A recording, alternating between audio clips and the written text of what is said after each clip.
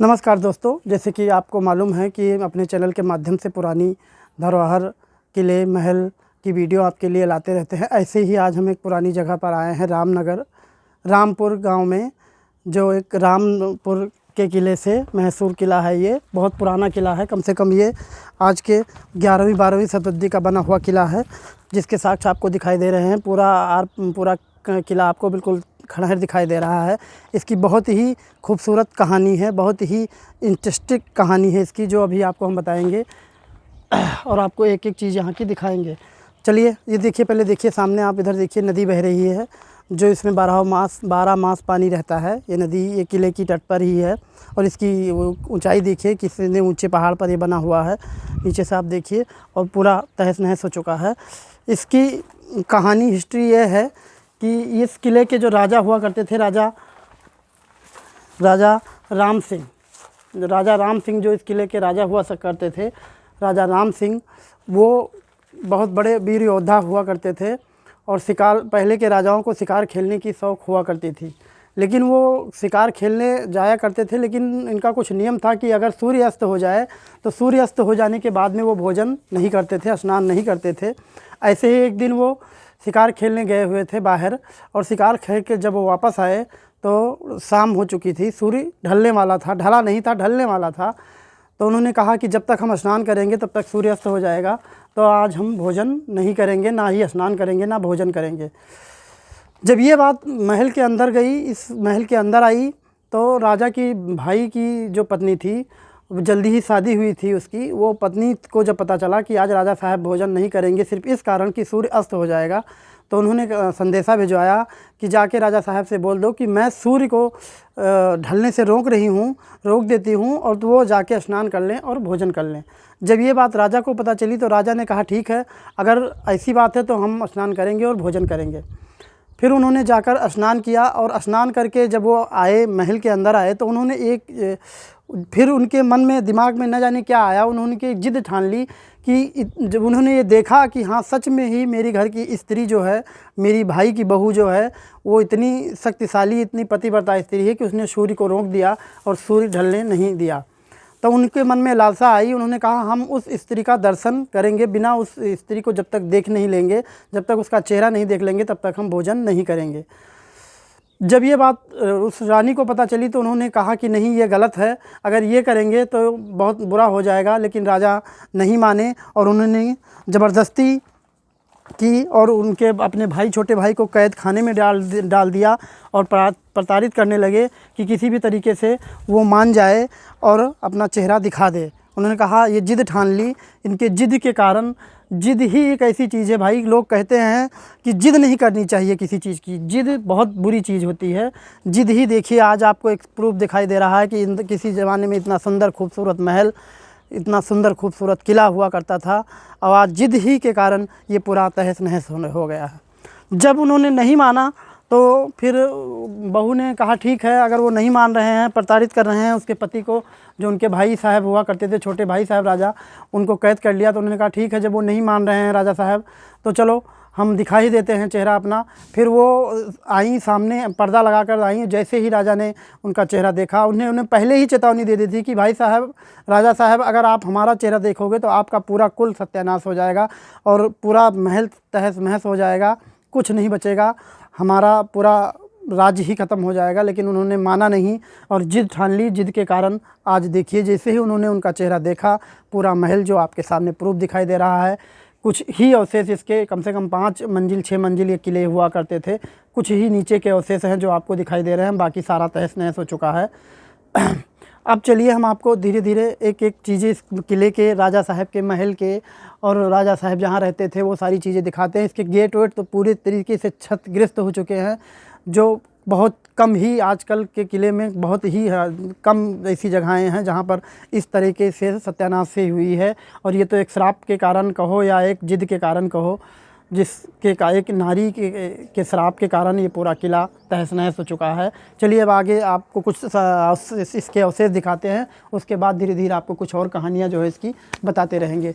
चलिए, इस समय हम जहाँ खड़े हैं, ये है मेन राजा का महल, जहाँ राजा रहा करते थे। ये हम उसी समय उसी जगह पर खड़े हुए हैं, सबसे महल के सबसे आखिरी पीछे भाग पर खड़े हुए हैं। ये बहुत ही चढ़ाईदार महल है।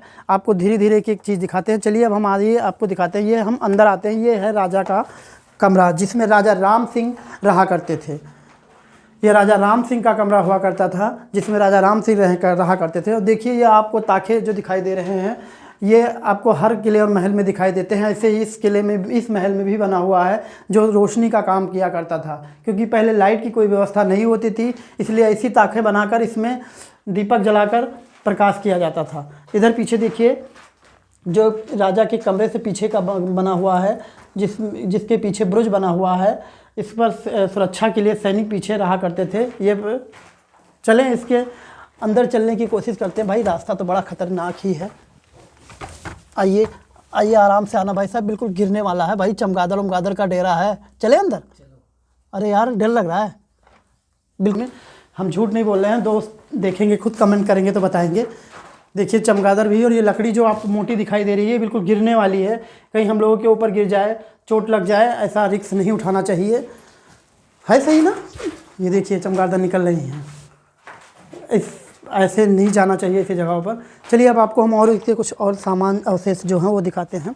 ये देखिए इधर आप देखिए, ये इधर लैट्रिन बनी हुई है जिसमें राजा साहब का मल त्याग किया करते थे। राजा लोगों का यह लैट्रिन बनी हुई है जिसमें उस ज़माने की ये बनी हुई लैट्रिन है।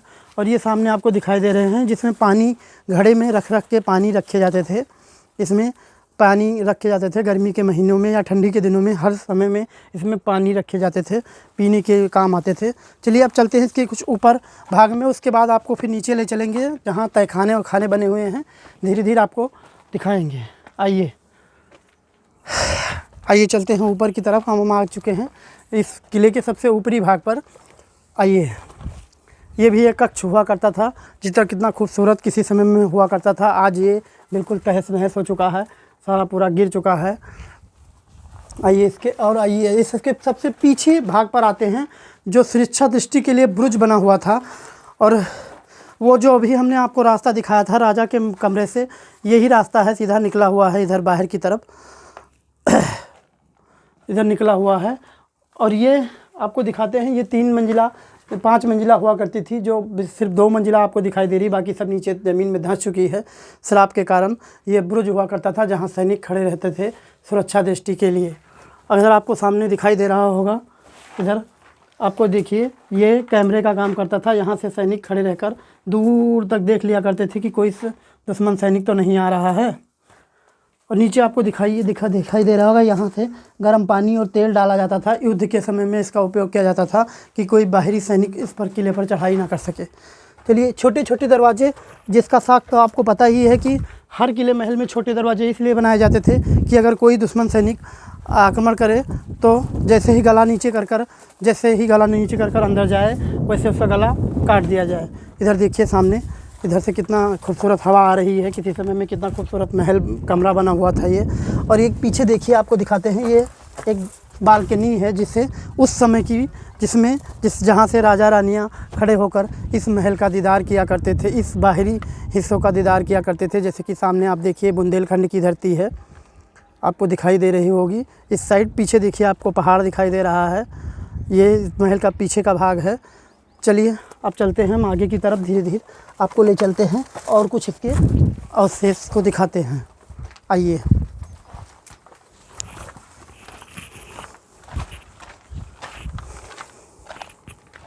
ऊपर जाना ठीक नहीं है, छतें टूट गई हैं। चलिए नीचे चलते हैं और आपको इसके तहखाने और ये सब दिखाते हैं। आइए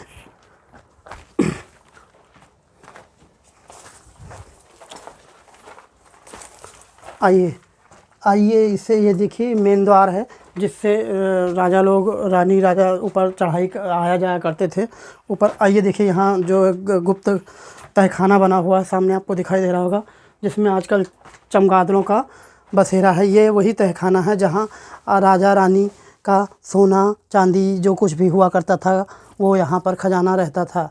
ये वही जो आज बिल्कुल दब चुका है, गिर चुका है, यही है तहखाना। ये देखिए खजाने के लिए तोड़ फोड़ की गई है, आपको देखिए दिखाई दे रहा होगा। ये दीवार देखिए बिल्कुल गिरने वाली है, कब गिर जाए कोई भरोसा नहीं है इसका। चलिए आइए चलते हैं इधर की तरफ, आगे की तरफ, और इधर आते हैं इस दीवार पर। चलिए अब इससे धीरे धीरे चलते हैं नीचे की तरफ। बहुत ही देखिए कितना ख़तरनाक रास्ता है, कितनी झालियाँ हैं, आपको दिखाई दे रहा होगा। आइए आ जाएं। देखिए वायर फंस गया भाई हमारा। आइए आपको यहाँ से दिखाते हैं। देखिए कि किसी ज़माने में कितना खूबसूरत किला ये आज बिल्कुल तहस नहस हो चुका है, जो आपको सामने यहाँ से वहाँ तक आपको दिखाई दे रहा होगा। पूरा देखिए नीचे से ऊपर तक पूरा एक जिद के कारण ये खूबसूरत महल, खूबसूरत किला बिल्कुल तहस नहस हो चुका है। ये देखिए यहाँ से सामने से देखिए आप, यहाँ से कितना खूबसूरत दिखाई दे रहा होगा बाहर का दृश्य। ये बुंदेलखंड की धरती है। चलिए चलते हैं बागी की तरफ। ये देखिए कुछ और कच्छ हुआ करते थे जो पूरा टूट फूट चुके हैं। देखिए इधर सामने पूरा कुछ और कच्छ हुआ करते थे जो बिल्कुल टूट फूट चुके हैं, सारे तहस नहस हो चुके हैं एक जिद के कारण। देखिए कैसे हो गए। लोग बताते हैं आज भी यहाँ राजा की आत्मा भूखी है।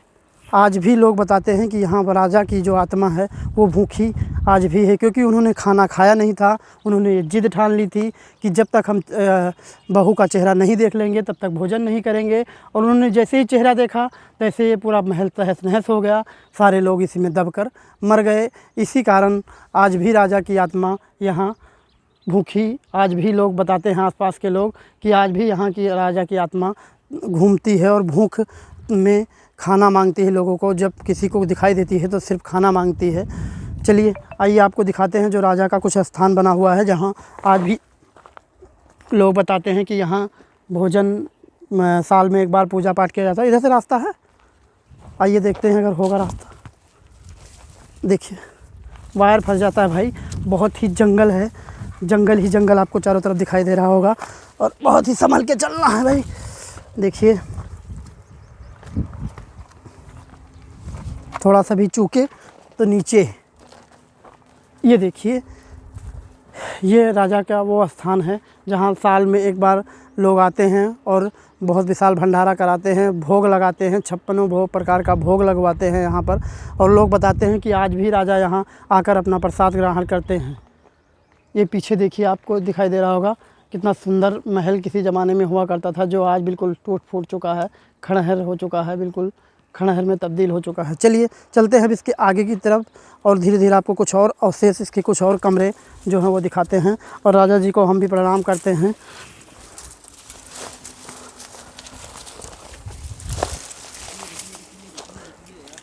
हाँ रुक गए, हाँ कर। चलिए चलते हैं। ये देखिए इसके कुछ अवशेष कमरे जो हुआ करते थे, जो बिल्कुल आज तहस महस हो चुके हैं, बिल्कुल टूट फूट के गिर चुके हैं। जो देखिए आपको दिखाई दे रहा होगा, अब इसका अस्तित्व बिल्कुल ख़त्म हो चुका है। और देखिए कितनी बड़ी बड़ी झालियाँ आज भी आपको दिखाई दे रही होंगी। संभल के आना भाई साहब, ना हो तो वीडियो बंद कर दो, वायर फंस जाए कहीं।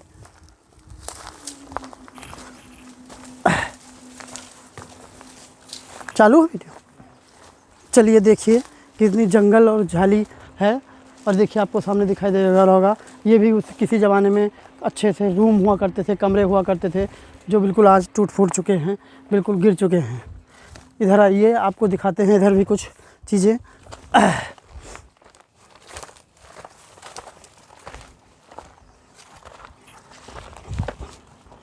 ये देखिए यहाँ से कितनी ऊंचाई पर ये महल बना हुआ है। किसी समय कितना खूबसूरत महल ये हुआ करता था, आज देखिए बिल्कुल ये खंडहर हो चुका है। सामने आपको बुंदेलखंड की धरती दिखाई दे रही होगी, जो इस धरती पर बहुत से वीरों ने जन्म लिया, बहुत ही वीर गाथा है बुंदेलखंड की।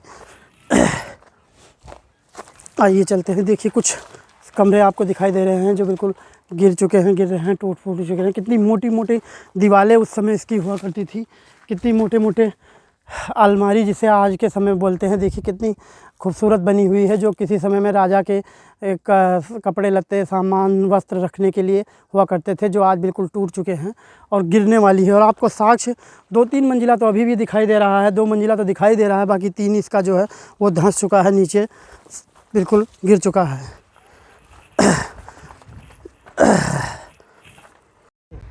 चलो चलो दोस्तों, अब आइए देखिए सामने आपको दिखाई दे रहा होगा, ये दीवारें आपको दिखाई दे रही होंगी, जो कितनी मोटी मोटी दीवारें आज भी आपको दिखाई दे रही हैं, जो बिल्कुल अब गिरने के कगार पर है। चलिए जैसे जैसे हम नीचे चलते हैं वैसे वैसे आपको हम कुछ और चीज़ें दिखाते रहते हैं। ये देखिए इधर भी जीना उना लगा हुआ है, जो किसी समय ऊपर छत हुआ करती थी। इधर सैनिक बुरुज बना हुआ है, जहाँ सैनिक खड़े रहते थे सुरक्षा के तौर पर। और इधर सामने आइए देखिए, तो ये एक छोटा सा कमरा बना हुआ है। ये उसी समय का कमरा है जिसमें राजा की बहू हुआ करती थी, वो रहती थी, उसका कमरा है ये। और सामने देखिए आपको नदी दिखाई दे रही है, जो अभी हमने पहले भी आपको वीडियो में दिखाया। और ये देखिए इधर भी अलमारी की तरह बनी हुई है, जहाँ कुछ वस्त्र रखे जाते थे राजा रानियों के, लेकिन लोगों ने खजाने की लालच में देखिए कैसे तोड़ फोड़ की है। आपको दिखाई दे रहा होगा, पता नहीं कुछ मिला उनको या नहीं मिला, लेकिन खोदा तोड़ा गया है। हम लोगों तो इतने जंगल में भंछ रहे हैं, कुछ नहीं मिलता है। लोगों को पता नहीं कैसे क्या मिल जाता है, जो आते हैं किले को तोड़ फोड़ करते हैं।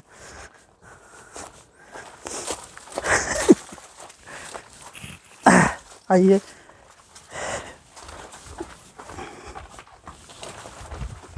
बहुत फिसलन वाला रास्ता है भाई साहब, देखिए संभाल के।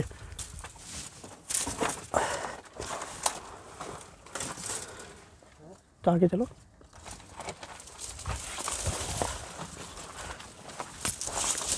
और ये देखिए, ये है जो आपको दिखाई दे रहा है, ये बुंदेलखंड की डिज़ाइन में देख रहा है। ये मेन गेट है, यहाँ से महल शुरू होता था। अंदर की जो चीज़ें हमने आपको अभी दिखाई, ये महल जो होता था वो महल का दरवाज़ा है। यहाँ एक बड़ा सा दरवाज़ा लगा रहता था। यहाँ एक बड़ा सा दरवाज़ा लगा रहता था, जिसका साक्ष्य आज भी आपको दिखाई दे रहा है। कुछ चीज़ें टूट फूट की गई हैं, मोटी मोटी दीवारें, एक गेट हुआ करता था। इधर अंदर से महल शुरू हुआ करता था। और इधर की जो अवशेष हैं उसमें सैनिक और दास दासियाँ, जो ये सारे लोग रहा करते थे।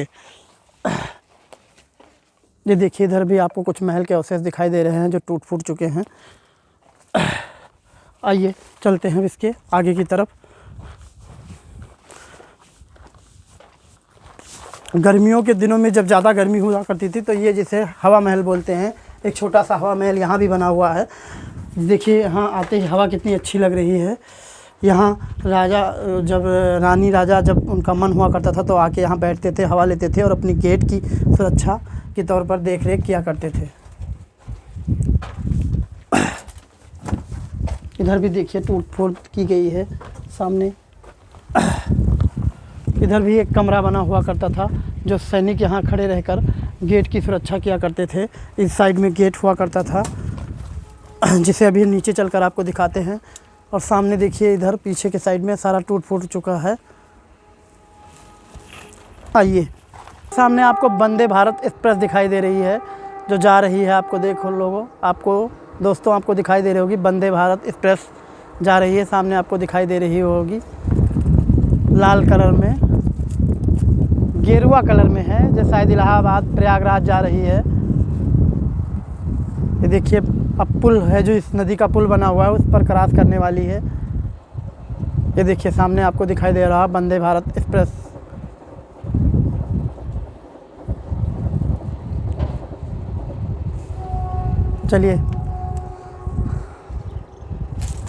चलिए अब चलते हैं, इसके कुछ और अवशेष जो हैं वो दिखाते हैं आपको।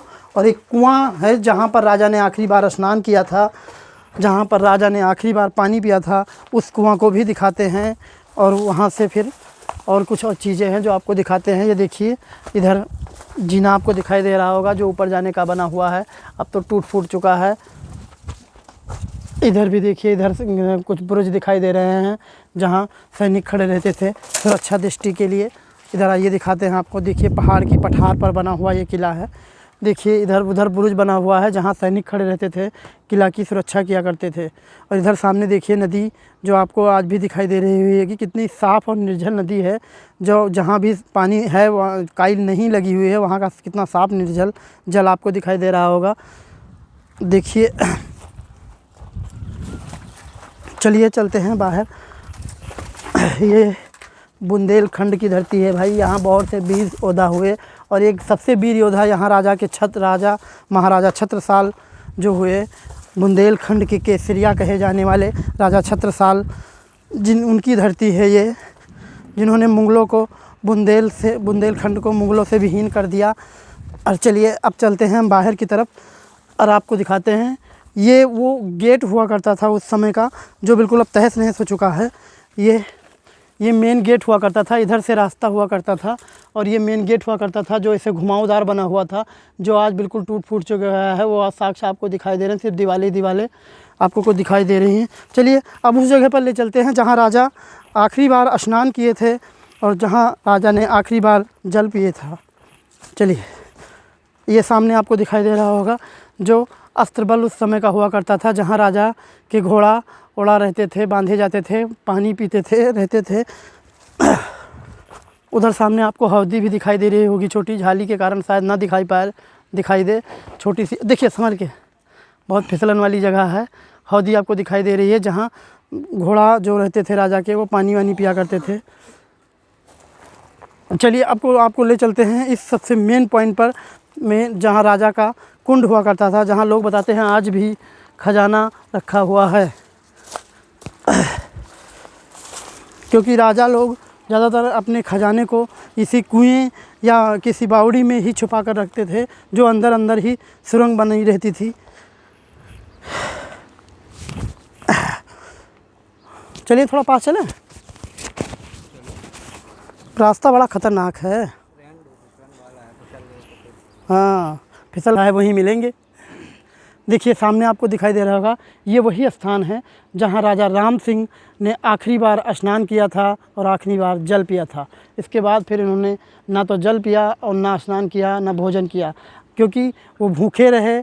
और इसीलिए लोग बताते हैं कि आज भी जो लोग भूख के कारण मरते हैं, उनकी आत्मा भटकती रहती है। ये बहुत पुरानी कहावत है और आज भी बताते हैं, यहाँ के आसपास के क्षेत्र के लोग बताते हैं कि आज भी राजा की आत्मा इस महलों में देखी जाती है, जो भूख के लिए तड़पती है, भूख के लिए भटकती रहती है। सामने आपको वो कुआं दिखाई दे रहा होगा, जो राजा के जिद के कारण इतनी बड़ी हस्ती हुआ करते थे किसी समय। आपको यहाँ से देखिए, वहाँ तक आपको सीधा दिखाई दे रहा होगा कि कितनी बड़ी हस्ती हुआ करती थी, कितनी बड़ी राजधानी हुआ करती थी, राजा की ये राजधानी हुआ करती थी और कितना बड़ा महल हुआ करता था, जो आज राजा के जिद के कारण बिल्कुल तहस नहस हो चुका है, बिल्कुल ख़त्म हो चुका है। चलिए अब हम अपने चैनल को करते हैं अपने ब्लॉग को करते हैं एंड मिलते हैं आपको किसी अगले ब्लॉग में। तब तक के लिए नमस्कार, जय श्री राम।